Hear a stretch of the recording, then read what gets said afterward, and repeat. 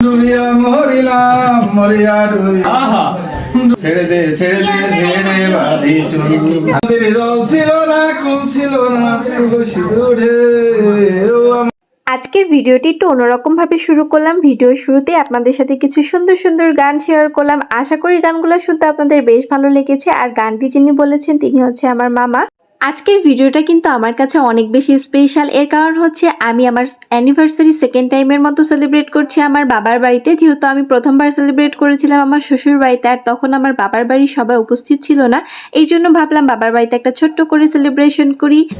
এইরকম মামা আরো 2-3টা থাকলে তো বছরে কয়েকবার অ্যানিভার্সারি হইতো লিসা।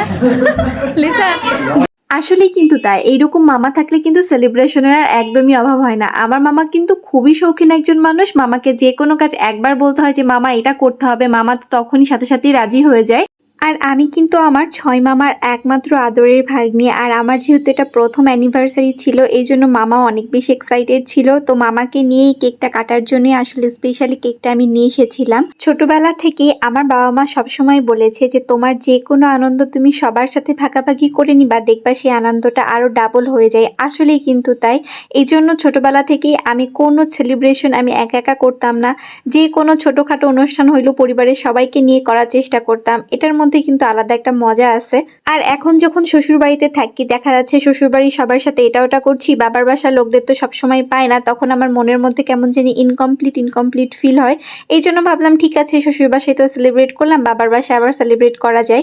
এই জন্যই সেকেন্ড টাইমের মতো আবার অ্যানিভার্সারি সেলিব্রেট করলাম। তো দেখতেই পাচ্ছেন এখানে আমরা সবাই মিলে কত মজা করছি। আর আমার কোলে যে পিচ্চি বাবুটা রয়েছে, এটা হচ্ছে আমার ছোট আব্বুর ছোট ছেলে। ও তখন অনেক ছোট ছিল আর এত গুলুমুলু লাগছিল ওকে। মাশাল্লাহ, কেউ কিন্তু মাশাল্লাহ বলতে ভুলবেন না।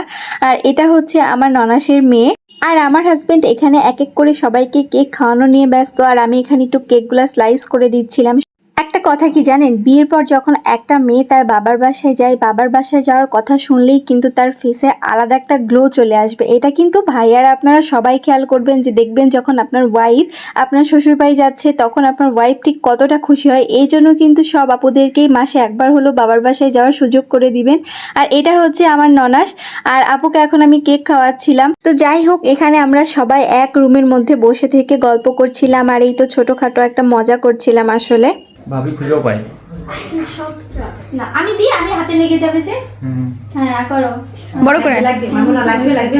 তো মেয়েদের বিয়ে হয়ে গেলে এই এক ঝামেলা, বাপের বাড়িতে এসেও শান্তি নেই, আবার শ্বশুর বাড়িতে যাওয়ার কথা চিন্তাটা মাথায় থেকেই যায়। তো যাই হোক, আজকে বাবার বাড়িতে এসে অনেক মজা করলাম, সারা দিনটা অনেক ভালো গেল। তারপরে আমরা সন্ধ্যার পর বাসা থেকে বের হয়ে গেলাম আবার শ্বশুর বাড়ি যাওয়ার উদ্দেশ্যে। আর আমাদের এই তো রাজশাহী শহরে এত সুন্দর রাস্তা দেখতেই পেলেন। আর এটা হচ্ছে আমার শ্বশুর বাড়ির রাস্তা। আশা করি আজকের ভিডিওটা আমার ভালো লেগেছে। দেখা হবে পরবর্তী ভিডিওতে। সে পর্যন্ত সবাই ভালো থাকবেন। আল্লাহ হাফেজ সবাইকে।